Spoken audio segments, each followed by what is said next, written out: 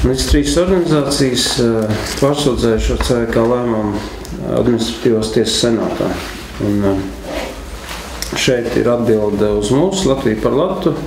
Rīcības sēdes lēmums parakstīs Guļāna kungs. Un šeit atbilde ir, kad tiek apturēta lietvedība, kamēr nelēms Satversmes tiesas, attiecīgus jautājumus. Un redzēt, mēs uzskatām, ka šī lieta tomēr ir jārisina steidzamā kārtā, tāpēc, ka mēs apstrīdējām jau, šis bija 17. aprīlī jau, tas ir jau vairāk kā pusgads. Līdz eiro ieviešanai faktiski palikuši 2 mēneši, bet referendumi vēl nav notikuši. Un kāpēc jūs vilcināties? Jums man liekas piebildīt, varbūt es gribētu pateikt, jo redzēt, ir tāda kā, salīdzināt varbūt kā līdzībās ar medicīnu, ir kaut kādas tur plāna veida operācijas, bet ir steidzams situācijas, kad piezvan, kad cilvēkiem slikta sirds vai vēl kaut kā un piezvan, tad ātrā medicīnas brigāde reaģē. Jūs noteikti 7. oktobrī jūs noteikti arī saņēmāt varbūt atbildi no Satversmes tiesas, vai nebija kāda atbildi jums? 7. oktobrī. Ar sūdzību vai kādā citādā?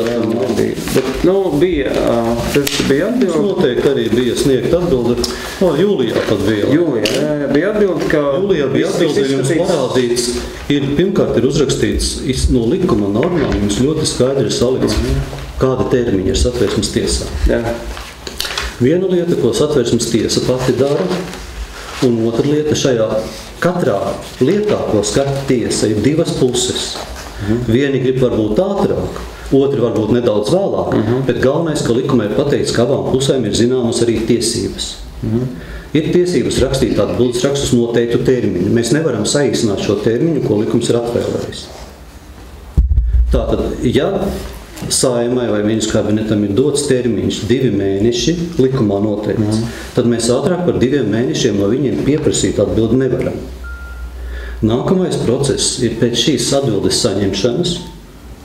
Mums ir vēl mazliet šī lieta jāsagatavo. Mēs nevaram darīt tā uz dullo, sanāk kopā, paņemt, skatīt. Man arī nepatīk viens jautājums. Es gribu ātrāk viņu izskatīt. Mums ir jāsagatavo šī lieta. Šī lieta beidza savu sagatavošanas termiņu augustā. 5 mēneši sagatavošanas termiņu. Šeit ir 12. augusts termiņu. Jūsu zināšanai mūsu tiesā mēs esam tikai 6 tiesneši. Vasarā mēs arī ejam atvaļinājumā. Lai varētu tiesa sasaukt rīcības sēdi vai sākt spriest, ir vajadzīgi vismaz 5 tiesneši. Tas nozīmē, ka septembrī, kad atgriezās visi no atvaļinājuma, tad mēs varējām norganizēt rīcības sēdi, lai varētu salikt lietas izskatīšanas secībā. Pirmām kārtām mēs ielikām lietas, kuras ierosinātas ir pagājušajā gadā, nevis šī gada lietas.